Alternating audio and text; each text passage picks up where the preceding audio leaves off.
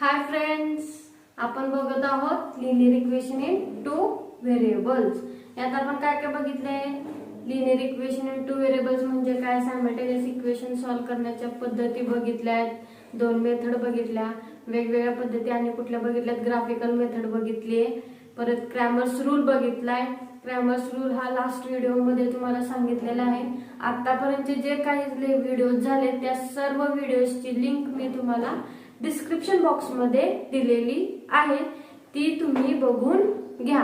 तर आज आपण काय शिकणार आहोत, तर ऍप्लिकेशन्स ऑफ सायमल्टेनियस इक्वेशन्स म्हणजे काय विद्यार्थ्यांना. ऍप्लिकेशन्स ऑफ सायमल्टेनियस इक्वेशन म्हणजे शाब्दिक उदाहरणे. शाब्दिक उदाहरणे म्हणजे काय, जे तुम्हाला शब्दात दिलेले एक्झाम्पल्स असतात ते तुम्ही कशाच्या रूपात लिहायचे असतात, इक्वेशनच्या रूपात म्हणजे समीकरणाच्या रूपात लिहायचे असतात. म्हणजे कसं, तर ax plus by plus is equal to c या रूपात तुम्हाला ती मांडणी करायची असते. पेज नंबर 20 वरच पहिली ऍक्टिव्हिटी, ठीक आहे. ही ऍक्टिव्हिटी मी इथं लिहून ठेवलेली आहे. आता बघा इथं काय दिलंय, आय एम सार्थक, ठीक आहे. त्याच्या पुढे त्यांनी काय लिहिलंय, my present age is X year. म्हणजे समजा मी सार्थक आहे, माझं प्रेझेंट एज म्हणजे काय, तर सध्याचं वय माझं काय आहे, एक्स वर्ष आहे. आय एम साक्षीचं प्रेझेंट एज काय आहे, वाय इयर्स, ठीक आहे. हे आलं लक्षात. सार्थकला आपण काय म्हटलंय, प्रेझेंट एज एक्स इयर्स, साक्षीचं काय म्हटलंय, तर वाय इयर्स. आता इथं त्यांनी एक बॉक्स दिलाय, तिथं आपल्याला इक्वेशन तयार करायचंय. इक्वेशन तयार करण्यासाठी त्यांनी काय दिलेले, कंडिशन दिलेली आहे आपल्याला. काय कंडिशन आहे, the sum of present ages of Sarthak and Sakshi is 25. काय म्हणतंय, तर सार्थक आणि साक्षी या दोघांच्या सध्याच्या वयाची बेरीज किती आहे, 25. म्हणजे आता या आपण इक्वेशनच्या रूपात कसं लिहिणार आहे, the sum of present ages of Sarthak and Sakshi. Sum म्हटल्यावर काय होणार आहे, ऍडिशन होणार आहे. सार्थकचं प्रेझेंट एज आपण काय म्हटलंय, एक्स इयर्स म्हणजेच एक्स, सम म्हटल्यावर आलं प्लस साइन, ठीक आहे. साक्षीचं आपण प्रेझेंट एज काय म्हणलंय, वाय इयर्स म्हणजेच x plus y is equal to 25. आलं लक्षात विद्यार्थ्यांना. आता बघूया दुसरी कंडिशन, म्हणजे आता इथं बघूया आपण, ठीक आहे. काय म्हणलं बघा condition, Sarthak's age is less by 8 than double the age of Sakshi, ठीक आहे. लेस बाय 8 कुणाच्या, तर साक्षीच्या वयाच्या दुप्पट, त्याच्यापेक्षा किती कमी, 8 न कमी. कुणाचं वय आहे, सार्थकचं वय आहे. म्हणजे सार्थकचं वय आपण काय म्हणलंय, एक्स, म्हणजेच एक्स बरोबर, हे आलं बरोबर, लेस बाय 8 म्हणजे लेस म्हणजे काय, -8, ठीक आहे. लेस म्हणजे काय, कमी होणे, म्हणजेच काय, -8 than double the age of Sakshi. Double the age of Sakshi, साक्षीचं वय काय आहे, वाय इयर्स, त्याच्या डबल म्हणजे काय होणार, 2y. म्हणजेच आपलं इक्वेशन काय तयार झालं, x is equal to 2y minus 8. या कंडिशनला सॅटिस्फाय होते का बघा, तर होतं. कसं बघा, सार्थक्स एज काय आहे, x less by 8 -8 than double the age of Sakshi म्हणजेच काय, साक्षीच्या डबल. साक्षीचं वय आहे वाय इयर्स, वाय म्हणजे डबल म्हणजे काय झालं, 2y मायनस 8. ह्या दोन कंडिशन झाल्या आपल्या. बघूया थर्ड कंडिशन, ठीक आहे. काय थर्ड कंडिशन बघा बरं, स्टेटमेंट काय आपलं, 4 years ago Sakshi's age was 3 years less than Sarthak's age at that time. 4 years ago म्हणजे 4 वर्षापूर्वी. इथं आपण रफ करून घेऊया. काय होणार, 4 वर्षापूर्वी सार्थकचं एज काय होईल, x -4, ओके. आणि साक्षीचं काय होईल, तर y -4, बरोबर, 4 वर्षापूर्वी. आता बघा पुढचं कंडिशन काय आहे, पुढची आपली, Sakshi's age was 3 years less than Sarthak's age. साक्षीचं वय हे 3 वर्षानं लहान. कशा कुणापेक्षा? तर सार्थक पेक्षा. म्हणजे इथं काय आलं? -3 आलं लक्षात विद्यार्थ्यांनो. म्हणजेच आपले इक्वेशन काय झालं? y-4 is equal to x-4 -3. बरोबर आहे का? बघा दिलेल्या कंडिशनला सॅटिस्फाय होते का? 4 इयर्स अगो म्हणजे दोघांचं -4 प्रेझेंट एजच्या. बरोबर. मग काय आहे पुढचं? Sakshi's age was 3 years less than Sarthak's age. Sakshi's age is less by 3 years कुणाच्या? सार्थकच्या. बरोबर ना? झाली का कंडिशन आपली सॅटिस्फाय? सोपं आहे ना? काही अवघड नाही आहे. फक्त लक्षपूर्वक दिलेल्या कंडिशन्स वाचायच्या, त्याला अजम्पशन्स असं घ्यायचे, एक्स वाय ए बी तुम्ही काही व्हेरिएबल्स घ्या आणि दिलेल्या कंडिशन नुसार त्याची मांडणी करून घ्या. तर विद्यार्थ्यांनो पेज नंबर 20 वरचं फर्स्ट एक्झाम्पल आपण बघूया. काय आहे फर्स्ट एक्झाम्पल आपलं? The perimeter of rectangle is 40 centimetre. The length of the rectangle is more than double its breadth by 2. Find length and breadth. ठीक आहे. तुम्हाला काय दिलंय? पेरिमीटर ऑफ अ रेक्टँगल एक दिले आणि सेकंड कंडिशन काय दिल्या? The rectangle is more than double its breadth by 2 and find काय करायचं? लेंथ आणि ब्रेथ. मग आपण लेंथला समजूया x.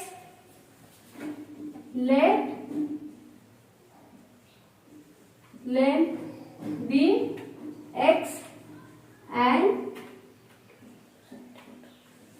breadth be y centimetre. ठीक आहे.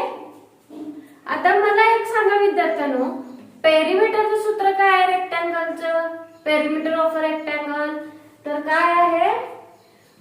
2 into bracket length plus breadth. Okay. आपली लेंथ काय म्हणल्या? x centimetre. म्हणजेच काय आलं? 2 into ब्रॅकेट लेंथ आहे x, ब्रेथ आहे y इज इक्वल टू 40. ही आहे आपली फर्स्ट कंडिशनला किंवा फर्स्ट केसला. ठीक आहे. मग आता 2 न मल्टिप्लाय होऊ शकतं 40 ला. काय करूया मग आपण? x plus y is equal to 20. हे आलं फर्स्ट कंडिशन नुसार आपलं इक्वेशन. आता सेकंड करूया आपण सेकंड कंडिशन. आता सेकंड कंडिशन काय दिलं बघा? The length of the rectangle is more than double its breadth by 2. म्हणजेच काय? रेक्टँगल म्हणजे आयत. आयताची लांबी ही रुंदीच्या दुप्पट आणि त्यात परत किती मिसळायचे आपल्याला? 2. बरोबर. लेंथ म्हणजेच काय? x म्हणजेच लांबी बरोबर डबल ऑफ इट्स ब्रेथ म्हणजे रुंदीच्या डबल दुप्पट. म्हणजेच काय झालं? 2y बाय 2 म्हणजेच काय? त्यात प्लस 2. ही आहे आपली सेकंड कंडिशन. आता व्हेरिएबल एका साइडला घेऊया, कॉन्स्टंट एका बाजूला घेऊया. म्हणजेच आपलं इक्वेशन काय तयार होईल? x - 2y is equal to 2. हे झालं आपलं इक्वेशन. ठीक आहे. ही झाली सेकंड कंडिशन, ही झाली फर्स्ट कंडिशन. आता ह्या दोन इक्वेशन्स वरून तुम्ही इक्वेशन सॉल्व्ह करून x आणि y च्या किमती म्हणजेच लेंथ आणि ब्रेथ काढू शकताय. तुम्हाला कोणत्याही पद्धतीने तुम्ही काढा.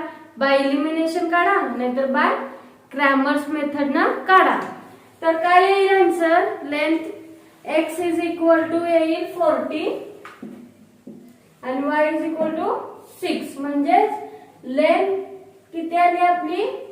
14 सेंटीमीटर आणि ब्रेथ काय आली? 6 सेंटीमीटर. ठीक आहे. हे इक्वेशन तुम्ही सॉल्व्ह करून घ्या. मी तुम्हाला स्टेटमेंटचं इक्वेशन मध्ये कसं रूपांतर करायचं हे सांगितलं. आता इथून पुढचं एक्झाम्पल तुम्ही सॉल्व्ह करून बघा आणि हे आन्सर येते का चेक ठीक आहे, आता बघूया आपण. तर आपण पेज नंबर 21 वरचं सेकंड एक्झाम्पल बघूया. हे आहे आपलं सेकंड एक्झाम्पल. ठीक आहे, दिसतंय तुम्हाला काय आहे सेकंड एक्झाम्पल. तर दोन प्रकारच्या घड्याळांची काय केलेली आहे, सेल काढलेला आहे 2 दिवसांचा. कोणत्या कोणत्या 2 टाईपचे घड्याळ आहेत, एक तर अॅनालॉग रिस्ट वॉच आणि डिजिटल रिस्ट वॉच. अॅनालॉग म्हणजे काय, तर काटे असणारे. काटे म्हणजे काय, आपला तास काटा, मिनिट काटा, सेकंड काटा असतो ना, त्या पद्धतीचे जे काटे आहेत त्या प्रकारच्या घड्याळाला काय म्हणतात, analogue wrist watch. Wrist watch म्हणजे मनगटी घड्याळ. आणि दुसरा कोणत्या प्रकारचा आहे, डिजिटल. डिजिटल म्हणजे काय, तिथं काटे नसणार आहेत, तुम्हाला नंबर्स डायरेक्टली डिस्प्ले होणार आहेत. अशा 2 प्रकारच्या घड्याळांची काय केलेली आहे, विक्री सेल काढलेला आहे. 2 दिवसांचा सेल आहे. त्यातला सेल ऑफ फर्स्ट डे आणि सेकंड डे आहे. मग फर्स्ट डेचा जो आहे त्याला त्या कंडिशन नुसार आपल्याला काय मिळणार आहे, फर्स्ट इक्वेशन मिळणार आहे. आणि सेकंड डेचा जो सेल आहे त्याच्यावरून आपल्याला काय मिळणार आहे, तर सेकंड इक्वेशन मिळणार आहे. तर सेल ऑफ फर्स्ट डे काय आहे सांगा बरं. अॅनालॉग रिस्ट वॉच किती आहेत, तर 11 सेल झालेले आहेत. आणि डिजिटल वॉच किती आहेत, तर 6. आणि त्यांना अमाऊंट किती रिसिव्ह झालेले आहे, 4330 रुपीज. आणि सेकंड डेचा सेल काय आहे, अॅनालॉग रिस्ट वॉच आहेत 22 आणि डिजिटल आहेत 5. रिसिव्ड अमाऊंट किती आहे, 7330. आणि त्यांनी काय विचारलंय, तर find the selling price of analogue wrist watch and digital wrist watch. आता चला तर आपण या दिलेल्या 2 कंडिशन वरून आपण काय तयार करूया, इक्वेशन तयार करूया. Sale of first day analogue. आता समजा अॅनालॉग रिस्ट वॉचला म्हणते मी एक्स. अॅनालॉग रिस्ट वॉच ला म्हणते मी एक्स. ठीक आहे, आणि डिजिटल रिस्ट वॉचला म्हणते वाय. ठीक आहे, आपली फर्स्ट कंडिशन आता बघूया.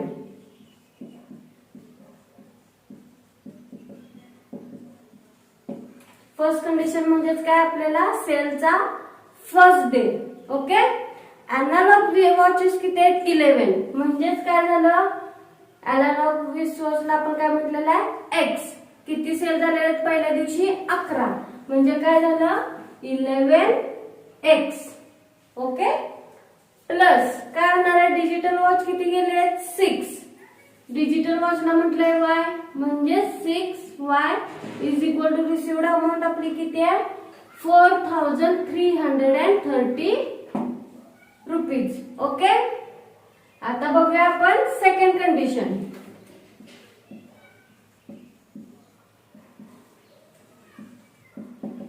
सेकंड कंडिशन, त्यात अॅनालॉग वॉचेस किती गेलेले आहेत, सेल झालेले आहेत, तर 22. म्हणजेच काय झालं आपल्या इक्वेशन मध्ये, 22x प्लस डिजिटल किती गेलेले आहेत, तर 5. ओके, म्हणजेच काय झालं, 5y is equal to received amount किती आहे, 7330 रुपीज.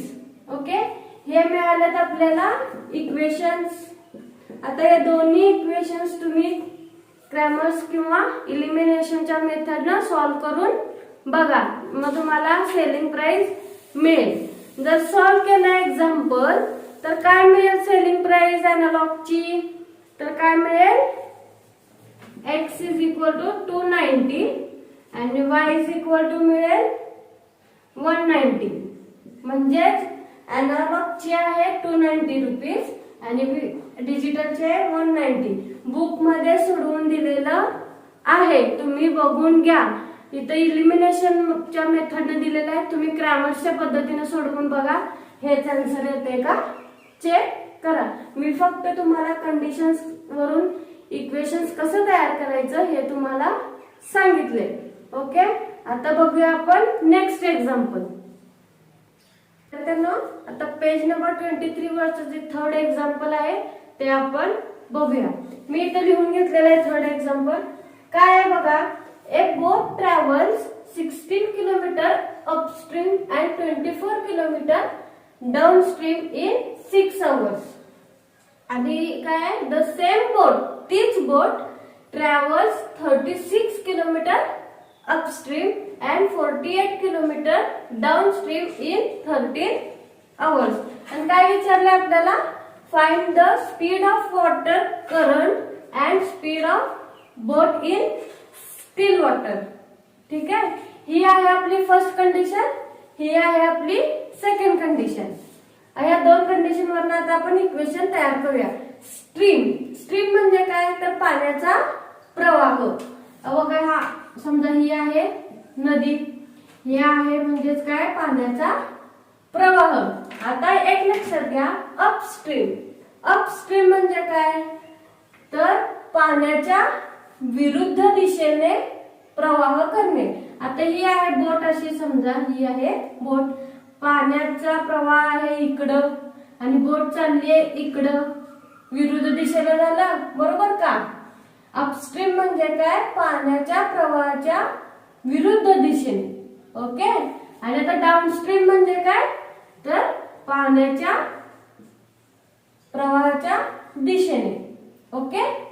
तर आता आपण काय समजूया की the speed of boat in still water be x, म्हणजेच काय, speed of boat in still water is x kilometre per hour. दुसरं काय म्हणूया आपण, speed of water current is y kilometre per hour. Okay. तर आता आपण काढूया speed of boat in upstream and downstream. Okay.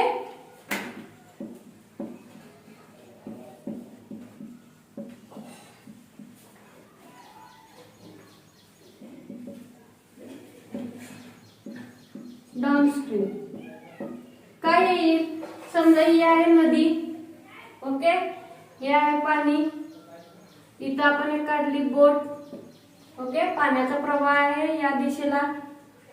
ठीक आहे. डाउनस्ट्रीम म्हणजे मी तुम्हाला काय सांगितलंय, पाण्याच्या प्रवाहाच्या दिशेने. म्हणजेच बोट कोणत्या दिशेने चालली आहे, या दिशेने. म्हणजेच काय झालंय, पाण्याच्या दिशेने. पाण्याची दिशा आपण समजले y, बोटचं काय समजलंय x. ओके. आता पाण्याच्या प्रवाहाच्या दिशेने चाललंय म्हणताना काय होणार आहे सांगा बरं, तर स्पीड ऑफ वॉटर काय होणार आहे, प्लस होणार आहे. कशामध्ये, तर स्पीड ऑफ बोट मध्ये.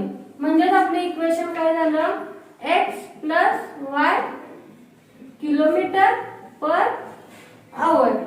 ओके. आता आपण बघूया speed of boat in downstream. Speed of boat in upstream is equal to, आता पाण्याची दिशा आपली ही आहे प्रवाहाची. आता बोट कोणत्या दिशेने, अपस्ट्रीम म्हणजे मी तुम्हाला काय सांगितलंय, प्रवाहाच्या विरुद्ध दिशेने. म्हणजेच कुठे जाणार आहे बोट, या दिशेने जाणार आहे. आपली प्रवाहाची दिशा आहे पाण्याची ही, विरुद्ध दिशेला झालं दोन्ही. म्हणजेच काय होणार आहे, पाण्याचा वेग कसा होणार आहे, कमी होणार आहे. कशामध्ये, तर स्पीड ऑफ बोट मध्ये. म्हणजेच आपले इक्वेशन काय झालं तयार, x minus Y kilometre per hour. Okay विद्यार्थ्यांनो. आणि आपल्याला काय विचारलंय, तर speed of water current and speed of boat in still water. आता इक्वेशन तुम्हाला माहिती आहे का, डिस्टन्स इज इक्वल टू काय आहे, speed into time. Distance is equal to speed into time. तर आपल्याला टाइम दिलेला आहे, डिस्टन्स दिलेला आहे, बरोबर. मग आता आपण हे इक्वेशन दिले आहे, त्यात काय करूया आपण, time is equal to distance divided by speed. Okay, या फॉर्म्युल्यानुसार आपण दिलेले कंडिशन्स काय करूया, इक्वेशनच्या रूपात लिहून घेऊ. या इक्वेशन वरून, या फॉर्म्युल्यावरून आपण या दोन कंडिशनचं इक्वेशनच्या रूपांतरात करून घेऊया. आता पहिलं कंडिशन बघूया आपण. फर्स्ट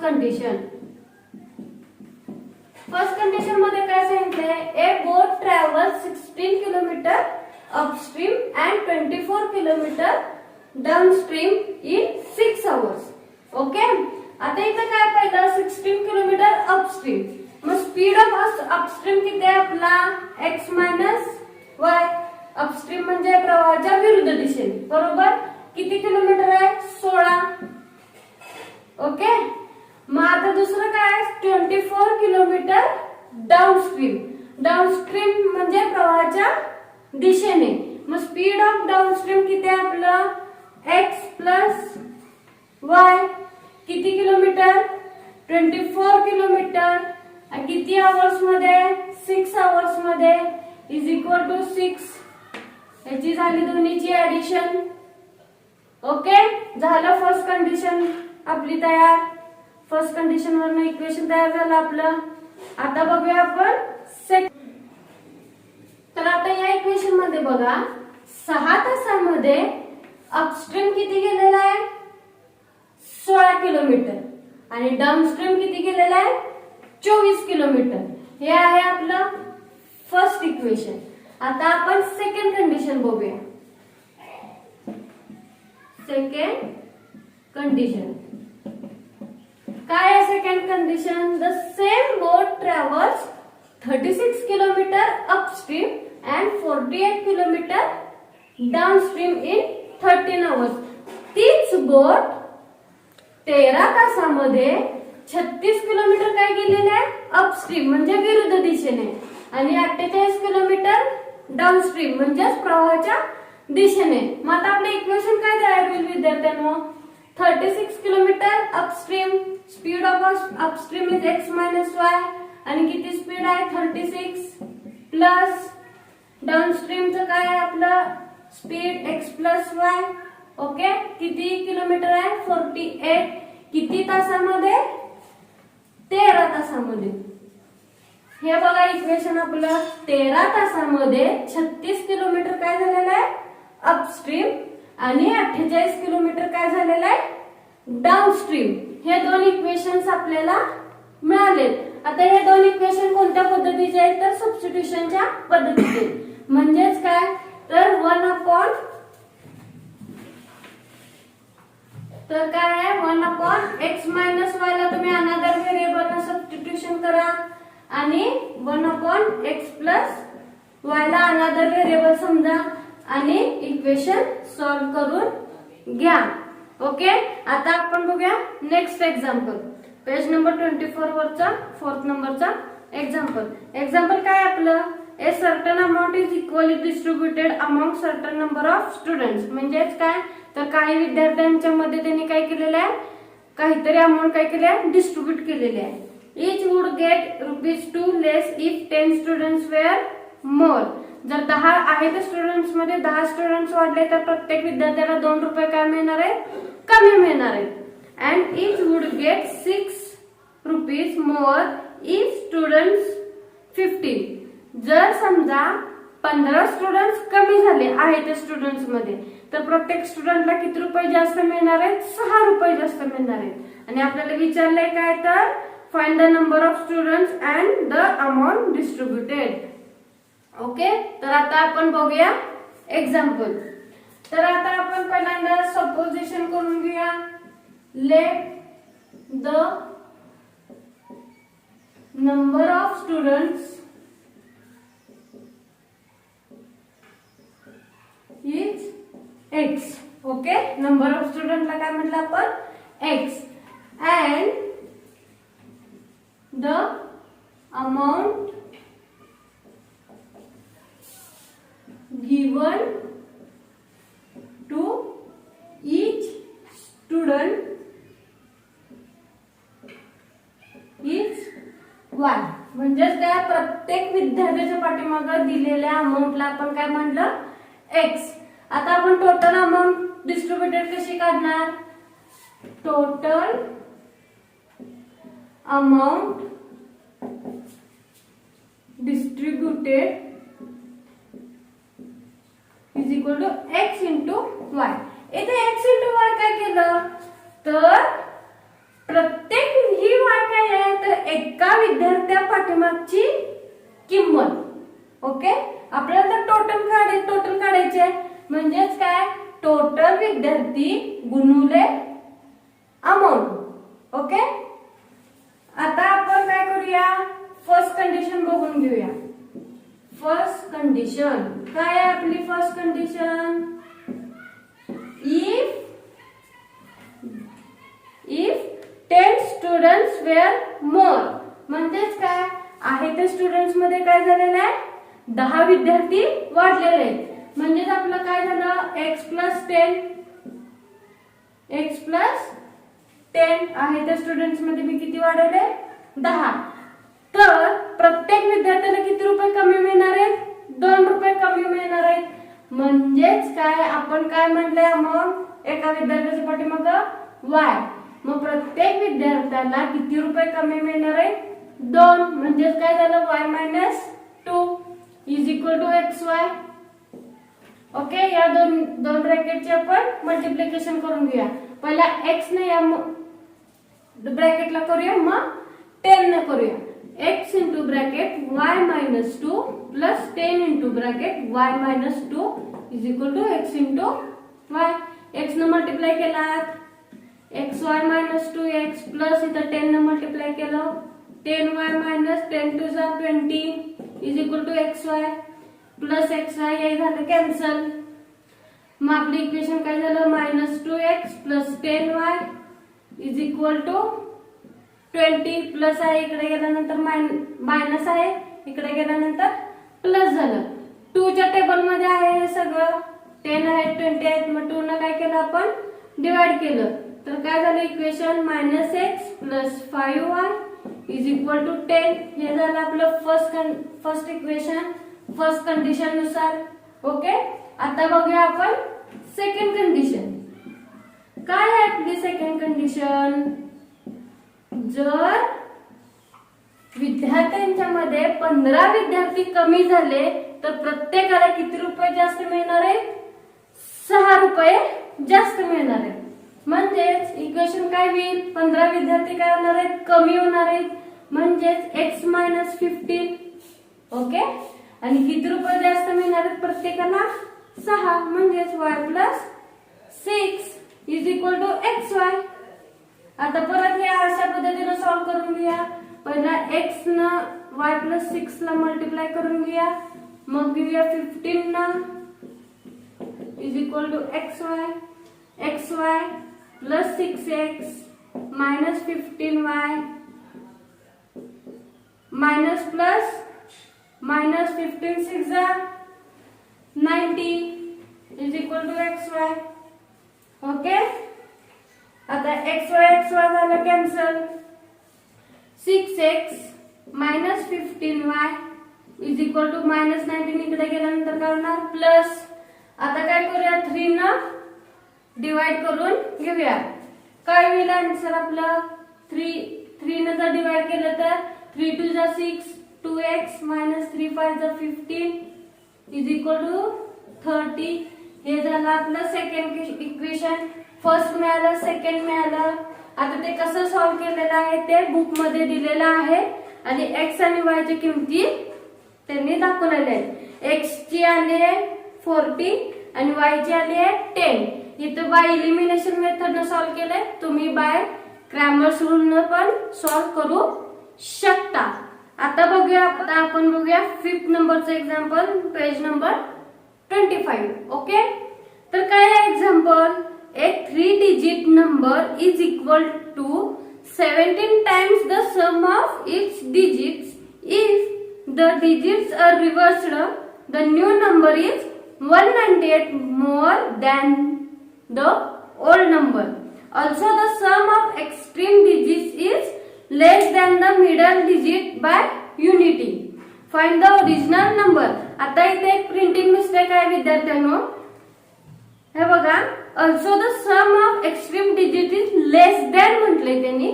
तिथे काय आहे, मोर दॅन आहे. ओके, मग आता आपण 3 डिजिट म्हणजे काय होणार, 100 प्लेस, 10 प्लेस आणि युनिट प्लेस.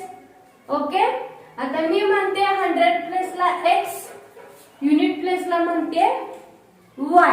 ओके, आणि मिडल टर्म काय सांगितले इथं, extreme digit is more than by 1 unity. म्हणजेच काय, तर ह्या दोन नंबर्सची ऍडिशन म्हणजेच काय, 100 plus place plus unit place plus 1 म्हणजेच काय झालं आपलं x प्लस y प्लस 1.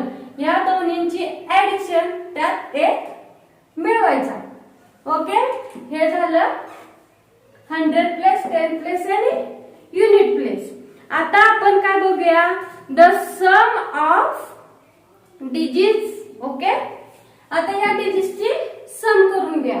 100 प्लेसला आहे x म्हणजेच काय झालं 100x. म्हणजे जे आपला गिवन नंबर घेऊया आपण, given number is equal to हे आहे 100x. 10 प्लेसला आहे म्हणजेच काय करूया, ह्याला 10 ने मल्टिप्लाय करूया. ओके, हे युनिट प्लेसला आपण कशाने मल्टिप्लाय करतो, 1 न. मग इथं करायची गरज आहे का, नाही. तर काय होईल आपलं 100x प्लस 10 ने मल्टिप्लाय केलं 10x plus 10y plus 10 plus y. आता काय करूया, x ची ऍडिशन. 100x प्लस 10x म्हणजेच काय झालं 110x. 10y प्लस y म्हणजेच काय 11y प्लस 10. ओके, हे काय झालं आपला गिवन नंबर. तर आता आपण बघूया first condition. First condition. Okay, काय सांगितलंय फर्स्ट कंडिशन आपल्याला, तर एक 3 digit number is equal to 17 times the sum of its digit. म्हणजेच काय, तर given number is equal to 17 times sum of its digits. Okay, आता हे सम ऑफ डिजिट्स काय आहे, तर यांची ऍडिशन 100 प्लस 10 प्लस आणि युनिट प्लस ची ऍडिशन ते आपण इथं करून घेऊया. काय येईल बघा, x plus y plus 1 plus y. Okay, x plus x काय होणार 2x. Okay, y plus y 2y आणि प्लस 1. ओके, आता हे काय झालं आपलं सम ऑफ इट्स डिजिट्स. हे आपण इथं आता वापरणार आहोत. गिवन नंबर काय आहे आपलं हे, म्हणजेच काय 110x plus 11y plus 10 is equal to 17 into bracket this. म्हणजे 2x प्लस 2y प्लस 1. 17 ने मल्टिप्लाय करून घेऊया. 17 टू जा 34x plus 34y plus 17. Okay, इकडची टर्म आहे अशीच येणार ही. ठीक आहे, आता काय करूया, x चे टर्म्स x आणि y चे टर्म्स एका बाजूला करून घेऊया आणि कॉन्स्टंट टर्म एका बाजूला करून घेऊया. आता बघा 110x आणि हे 34 इकडे आहे प्लस आहे, इकडे आल्यानंतर काय होणार -6. ओके, प्लस 11y इकडे आहे प्लस, इकडे आल्यानंतर मायनस इज इक्वल टू हे 17 प्लस 10 इकडे आल्यानंतर -10.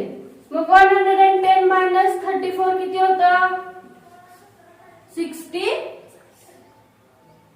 76. तर विद्यार्थ्यांनो 110 मधनं 34 कॅन्सल झाले तर काय होतं 76x. Okay, plus minus minus 11 minus 34 किती होतं? 23. Okay, 23y is equal to 17 minus 10 7. Okay, हे झालं आपलं फर्स्ट इक्वेशन. ओके, ह्या फर्स्ट कंडिशन वरून आपल्याला फर्स्ट इक्वेशन मिळाले. आता सेकंड कंडिशन वरून सेकंड इक्वेशन तयार करून घेऊया. तर सेकंड कंडिशन मध्ये काय सांगितलंय बघा, आहे ते नंबर्स काय करायचे, रिव्हर्स करायचे. म्हणजे आधीचा जो गिवन नंबर होता आपला तो काय करायचा, रिव्हर्स करून घ्यायचा. म्हणजेच काय झालं, युनिट प्लेसचा y आहे तो कुठे गेला, 100 प्लेसला, आणि 100 प्लेसचा जो x आहे तो कुठे गेला, युनिट प्लेसला. ओके, म्हणजेच आपलं काय तयार झालं equation, 100y plus 10 into bracket x plus y plus 1 plus काय झालं x. ओके, आता 10 ने मल्टिप्लाय करून घेऊया. 100y plus 10x plus 10y plus 10 plus x. Okay, 100y plus 10y काय झालं, 110y plus 10x plus x 11x plus 10. Okay, हे काय आपलं गिवन नंबर. ओके, आता सेकंड कंडिशन काय विद्यार्थ्यांनो आपली, if the digits are reversed. Okay, digits reverse करून आलेला नंबर काय आपला हा आलाय. Okay, the new number is 198 more than the old number. Old number म्हणजे काय आपला आधीचा, रिव्हर्स करायच्या आधीचा जो नंबर होता तो म्हणजे आपला ओल्ड नंबर. त्यात किती ऍड करायचे, 198 ऍड करायचे. म्हणजेच काय इक्वेशन तयार होईल बघा आपलं सेकंड कंडिशन नुसार,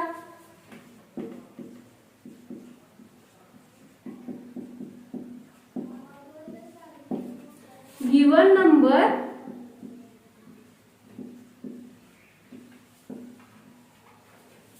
plus 198 is equal to new number. Okay, given number म्हणजे कुठला आपला आधीचा, म्हणजेच काय 110x plus 11y plus 10 plus 198 is equal to new number कुठला आहे आपला हा 110y plus 11x plus 10. Okay, आता काय करूया, व्हेरिएबल्सचे टर्म एका बाजूला करून घेऊया आणि कॉन्स्टंटचे टर्म एका बाजूला करून घ्या. 110x minus 11x plus 11y minus 110y is equal to हे प्लस 10 कॅन्सल होणार, इकडे आलं 198 मायनस झालं, प्लस आहे इकडे गेल्यानंतर मायनस. आता मला सांगा 110 मायनस 11 किती येणार, 99x. ओके, 11 मायनस 110 म्हणजेच 99y. मायनस साइन काय दिलं तर 110 चं काय आहे minus sign is equal to minus 198. हे आता 99 ना आपण डिवाइड करून घेऊया सगळ्याला, काय आलं x minus y is equal to 99 टू जा 198. म्हणजेच हे मिळालं आपल्याला सेकंड इक्वेशन. ओके, आपलं फर्स्ट इक्वेशन आहे हे, सेकंड इक्वेशन आहे हे.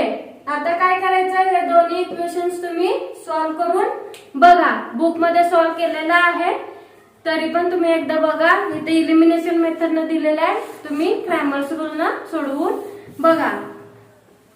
सगळे एक्झाम्पल्स तुम्ही एकदा बघून घ्या परत, आणि व्हिडिओला लाईक करा, शेअर करा, कमेंट करा आणि भेटूया आपण नेक्स्ट लेक्चरला. बाय.